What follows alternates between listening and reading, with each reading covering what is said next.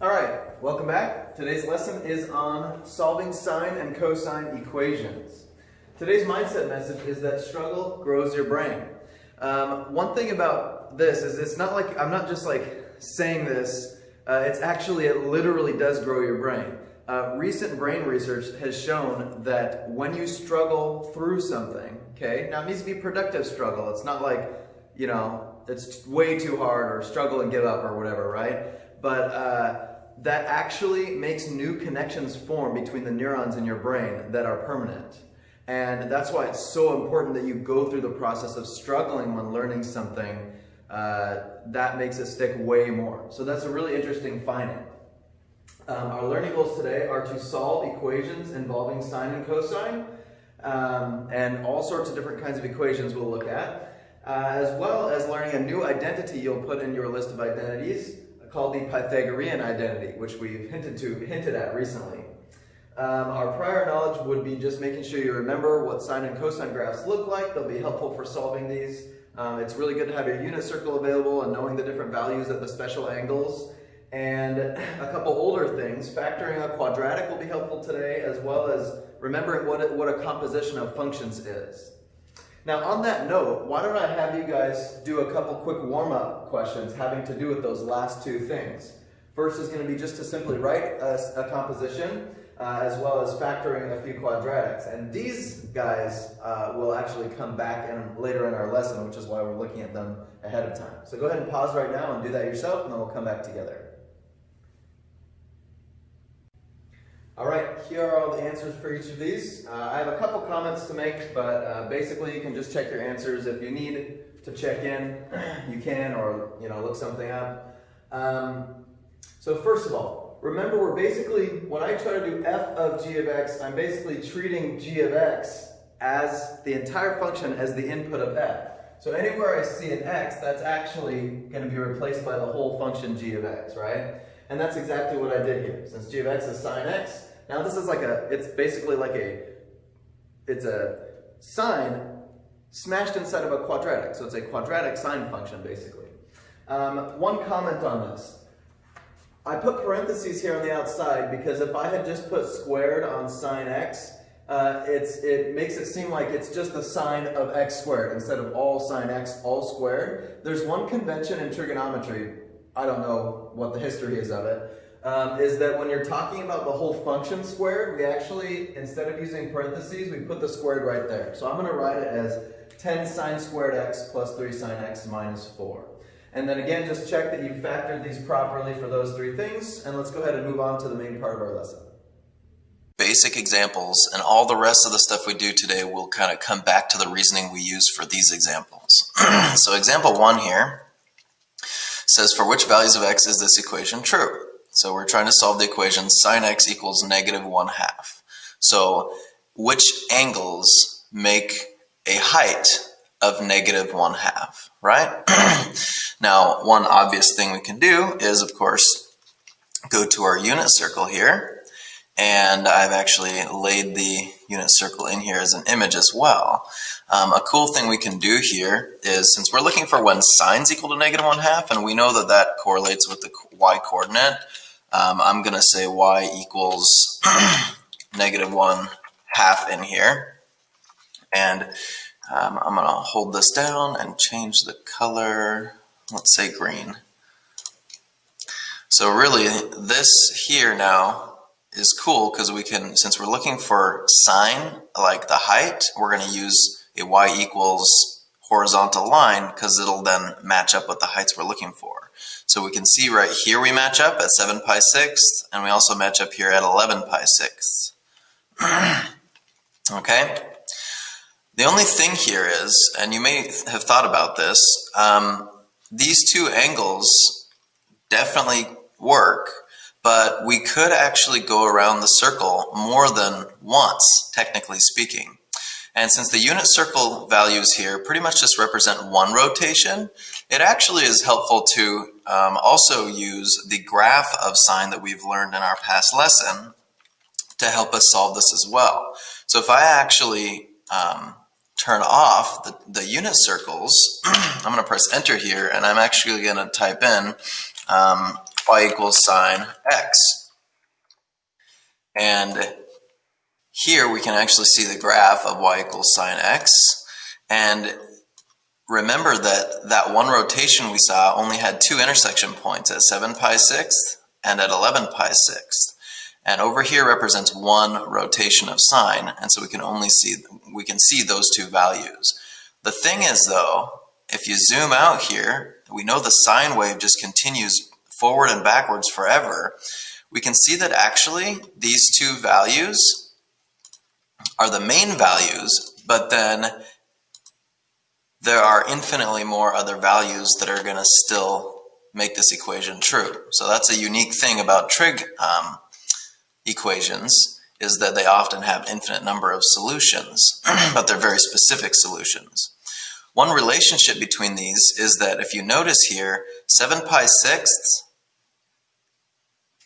once we get to 19 pi over 6, actually is one full rotation, even though it's kind of offset. And so that is a whole entire 2 pi. And then the same goes with this other one here, from 11 pi over 6 up to 23 pi over 6, completes a whole rotation as well. So we've covered a span of 2 pi between those. So in order to actually express our two solution sets here, here's the actual solution that I'm going to type in that you can write down. So 7 pi over 6 plus or minus, let's just say plus 2n pi. And I'm not going to add the slider for n right now. Well, I could. If you actually add the slider, it lets you. No, that's not going to work. Don't worry about that. And then the other solution is 11 pi over 6 was our other main solution from the unit circle, but we can go any multiple of 2 pi. In fact, actually, I should write 2 pi n. That makes it a little bit more clear instead of 2n pi. 2 pi n, yeah. So n represents just any integer. So we could go up or down any multiple of 2 pi from these two core initial solutions we found, and we're going to get to another solution. Okay? So that's how we would go about solving this equation. Why don't you guys go ahead and do this one yourselves. Express for which values of x is this equation true? Cosine x equals root 2 over 2. You can go ahead and pause, and then we'll look at it again together. Okay, so again, if we want to look at the actual full unit circle here, I'll zoom back in. And we want to look at when cosine is root 2 over 2. Remember, that's the x-coordinate, so I'm going to use a vertical line actually, and I'm going to do sqrt 2 over 2. And we can see that up here at pi over 4 or 7 pi over 4 are the two main solutions happening there. And you can see that's where the x-coordinate is positive root 2 over 2, right? But again, since these definitely are our main solutions, but just like we had before, it is more helpful to look at the actual cosine graph. So if I do y equals cosine x, and then this one's weird though. I'm not going to use a vertical line anymore because now the output itself is whatever the cosine value is. So I'm going to put a horizontal line on this graph. And you may have a question, you can message me about that, but again, the outputs of cosine, even though on the literal unit circle are x-coordinates, when we're actually doing the cosine graph, his outputs are represented on the y-axis now, okay? So I put another horizontal line at root 2 over 2, and now again we can see pi fourths and 7 pi fourths. Those are the two solutions we found before. Those are our main solutions, but yet again, you have another match, basically, every time you go 2 pi. And it's all because of that periodic nature of these things. So if I want to actually express these solutions here, I'm going to say x equals, actually, I didn't do that last time. I'll just type the solutions out. Pi over 4 plus 2 pi n. And the other one was 7 pi over 4 plus 2 pi n. Okay, so this would be the answer, what you'd actually write down for this equation. So, one thing to mention, most of the time when we're solving these equations, we're just going to ask just find the solutions on one rotation, like on the unit circle, instead of like expressing them infinitely like we have with like 2 pi n. But it is something important to be aware of, that there actually are infinite number of solutions to this. So let's dive into some more examples. All right, now that we've got the basic concepts of solving the most core types of sine and cosine equations, now we can apply those to some broader equations with similar structures we've seen before. Now there's a reason why I asked you to think about function compositions today, because essentially these are all compositions of sine functions with like another kind of function. So in this case, this is technically a linear equation. Sometimes we call this a cover-up method. If I cover this up and think of the whole sine x as maybe a separate variable, like y or something like that, you can kind of think of this as 6y plus 5 equals 8, but where y is sine x itself, right? So we know how to solve this equation, right? We just use backtracking in this case. So knowing that, we will leave the sine x till the very end, and we will just apply what we know about these things. So we say 6 sine x, if I subtract 5, I get equals 3. Therefore, sine x equals, when I divide by 6, 3 over 6 is 1/2. So really what this is asking is, when does sine x equal 1/2, right? Well, look on your unit circle and you see that, oh, and by the way, remember that we're specifically just asking on one rotation here, so we don't need to express the infinite solutions we were talking about. You'll see there's two values that make sine equal to 1/2, right? And that's going to be x equals pi over 6 or 5 pi over 6. So why don't you go ahead and take a stab at doing B yourself right now. Okay, so this should all boil down to cosine x equals negative root 3 over 2, right? So if cosine x equals negative root 3 over 2, remember on the unit circle, we're looking for when the x-coordinate is equal to that thing. And that's going to end up being in quadrant 2 and 3, right?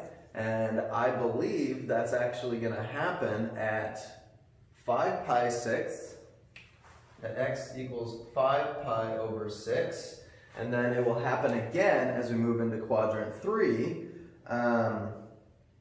at 7 pi over 6. Okay? Now we're going to take a look at ones that have a slightly different structure, and these two are more quadratic in nature. Now, let's do C together. One tempting thing to do that a lot of students do sometimes is to like add this cosine over here, and this is something you could put down as like a no-no, so I'll just like put it on the side.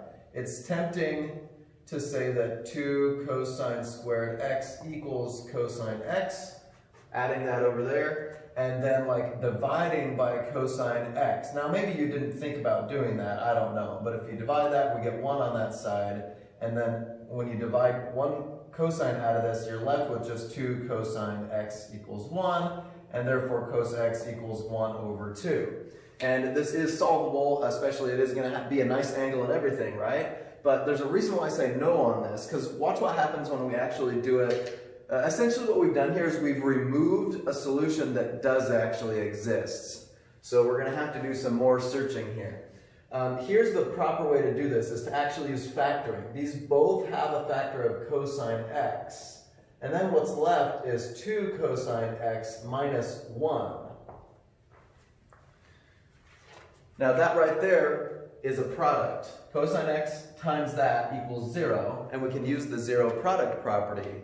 So this is able to be split into saying, okay, well this is cosine x equals 0, or else 2 cosine x minus 1 equals 0, and we can see that reduces to cosine x equals 1/2. So you see what happened there is I still got my cosine x equals 1/2, but this way right here did not include the cosine x equals 0, which is another important solution that could exist. So finishing solve this, if cosine x is going to be 1/2, right? Then that's going to end up being at pi thirds or 2 pi thirds. So this guy right here gives me a solution of pi over 3 or 2 pi over 3.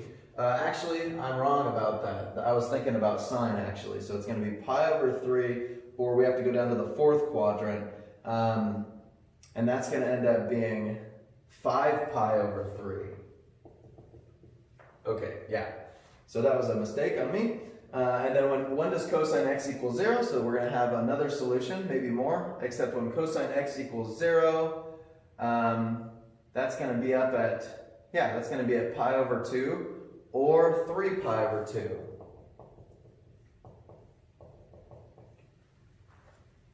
So go ahead and yourself now work on D in a similar way as we just did part C.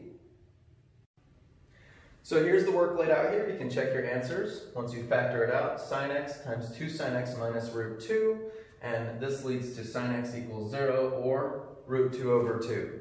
And each one of these has 2 solutions, which means there are 4 total solutions possible for that equation. Let's dive into